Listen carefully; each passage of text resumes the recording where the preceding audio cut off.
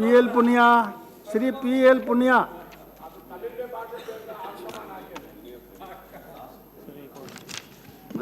आदरणीय उपाध्यक्ष महोदय, मैं आपका बहुत आभारी हूं कि आपने मुझे इस महत्वपूर्ण विषय पर बोलने का मौका दिया। मैं फॉरेन कंट्रीब्यूशन रेगुलेशन बिल 2010 का समर्थन करने के लिए खड़ा हुआ हूं। ये सभी ने बताया 1976 में पहला एक्ट बना, फॉरेन कंट्रीब्यूशन रेगुलेशन एक्ट 1976, और उसमें व्यापक व्यवस्था की गई कि विदेशी धन और विदेशी आतिथ्य को स्वीकार करने, उसका उपयोग सदुपयोग करने, उसको रेगुलेट करने के लिए ये अधिनियम बना था, ताकि हमारी गतिविधियां, हमारे आचरण भारतीय प्रजातंत्र गणतंत्र के मूल्यों के अनुरूप रहे। 1984 में संशोधन हुआ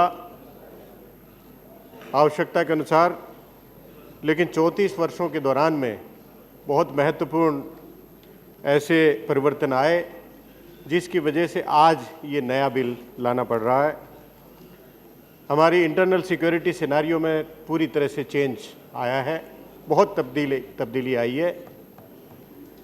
बहुत से ऐसे संगठन हैं, देश के बाहर के संगठन, उनकी भूमिका के ऊपर, उनका जो धनराशि प्राप्त करने का तरीका, धनराशि प्राप्त करने के जितने भी सबूत हमारे सबके सामने हैं।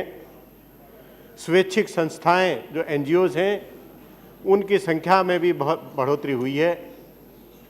Registration of societies act, Indian trust act, Waqf act, charitable और रिलीजियस ट्रस्ट एक्ट, इन सब में कुल मिला के 3.3 मिलियन 33 लाख संगठन ऐसे हैं जो कि इस तरह से रजिस्टर्ड हैं। और इन स्वैच्छिक संस्थाओं को बहुत अधिक धनराशि में भी बढ़ोतरी हुई है जो विदेशों से प्राप्त कर रहे हैं। कुल 40,000 ऐसे संगठन हैं, NGOs हैं, जिनका रजिस्ट्रेशन हुआ, उसमें से आधे से भी कम 18,000 NGOs ने अपनी रिटर्न दाखिल की। सभी को दाखिल करनी चाहिए थी, लेकिन सिर्फ 18,000 ने की। और प्रतिवर्ष 18,000 के अनुपात में संगठनों को विदेशी धनराशि उपलब्ध हुई, लगभग 11,000 करोड़ से 12,000 करोड़ के बीच में। तो ये धनराशि में भी वृद्धि हुई है। स्वैच्छिक संस्थाओं ने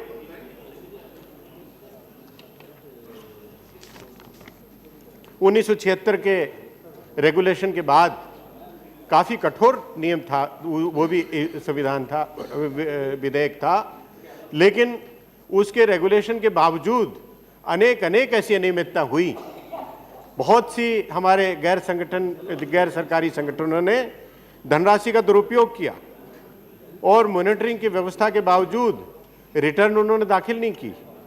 और मैं बधाई देना चाहूँगा हमारे गृह मंत्रालय को, माननीय मंत्री जी को, कि लचर व्यवस्था होने के बावजूद उस एक्ट में 35 संगठनों को प्रायर परमिशन कैटेगरी में डाला गया और 41 संगठनों पर पूर्ण प्रतिबंध भी लगाया गया कि अब आगे आपको विदेश से धनराशि प्राप्त नहीं होगी, विदेश से कोई आतिथ्य आप प्राप्त नहीं कर सकते। और 11 संगठनों के खाते भी सील किए गए। जब ये देखा गया कि इसमें बहुत सी अनियमितता हुई है, तो 11 संगठनों को पर पूर्ण प्रतिबंध लगाया गया और 9 मामले मान्यवर गहन समीक्षा के लिए CBI को भी रेफर किए गए। तो ये गृह मंत्रालय के द्वारा इसमें विशेष रूप से कार्रवाई की गई है। आदि यहाँ इस पक्ष की तरफ से कहा गया कि कानून था, आपने कार्रवाई क्या की, तो ये सबूत है आपके सामने और उसका विवरण माननीय सदस्यों के पास भी है। सभी तथ्यों को ध्यान में रखते हुए ये निर्णय लिया गया कि इसमें संशोधन करना पर्याप्त नहीं है, इसीलिए नया बिल लाया गया ताकि नया कानून बनाया जाए और उसमें 2006 में राज्यसभा में प्रस्तुत किया गया, जैसे विवरण है। उस स्टैंडिंग कमेटी में गया, स्टैंडिंग कमेटी में जो संस्तुति आई, सिर्फ 2 छोटी, जैसे माननीय मंत्री जी ने बताया, छोटी संस्तुतियों को छोड़कर बाकी सभी संस्तुतियों का समावेश करते हुए इस बिल को यहाँ पर लाया गया है। और ये परिवर्तन विशेष बिल है। एनजीओज को संपर्क मैं समझता हूं हम लोग पहले भी, ये पहले एक्ट था उसके दौरान में हमसे भी संपर्क करते थे कि एफसीआरए की परमिशन हमको दिला दीजिए। बड़ा कठिन था, बताते थे बहुत कठिन है। वो एसपी से भी रिपोर्ट ली जाती है, आईबी से भी रिपोर्ट ली है, जगह जगह से रिपोर्ट है। मैं समझता हूं कि ये बिल आने के बाद, ये एक्ट कानून बनने के बाद, जिनको वास्तव में जेन्युइन एनजीओज हैं, जिनको वास्तव में अच्छे कार्य के लिए बाहर से धनराशि प्राप्त करनी है या विदेशी आतिथ्य प्राप्त करना है, उसको सुगमता प्राप्त होगी, वो कठिनाई नहीं होगी। और इसमें जो महत्वपूर्ण विषय है जिसके ऊपर विशेष ध्यान देने की आवश्यकता है, मैं माननीय आपसे आभार व्यक्त करूंगा कि मुझे थोड़ा समय दे दीजिए। इसमें रजिस्ट्रेशन उन व्यक्तियों को करने के लिए, संगठनों का रजिस्ट्रेशन करने का प्राविधान है। 5 वर्ष के लिए पहले परमानेंट रजिस्ट्रेशन था ताकि किसी का अता पता भी नहीं है। अगर वो बिल्कुल मृत प्राय हो गई, उसका डिफंक्ट हो गई, तो भी वो चलती रहेगी रिकॉर्ड में। लेकिन इसमें कम से कम 5 साल में तो पता लग जाएगा कि ये संस्था वाकई चल रही है कि नहीं चल रही है। विदेशी धन प्राप्त करने वाले संगठनों को पर इंस्पेक्शन, रिकॉर्ड का इंस्पेक्शन करने का प्रावधान है। इंस्पेक्शन करने के बाद कोई अनियमितता पाती है, उनको सीजर करने का भी अधिकार है। मैं समाप्त करें। सिर्फ एक चीज मैं और कहना चाहूंगा कि इसमें कुछ शंकाएं व्यक्त की गई हैं, कुछ चिंताएं हैं। मुझे वो कुछ और बोलना था लेकिन सीधे मैं उसके ऊपर आ रहा हूं।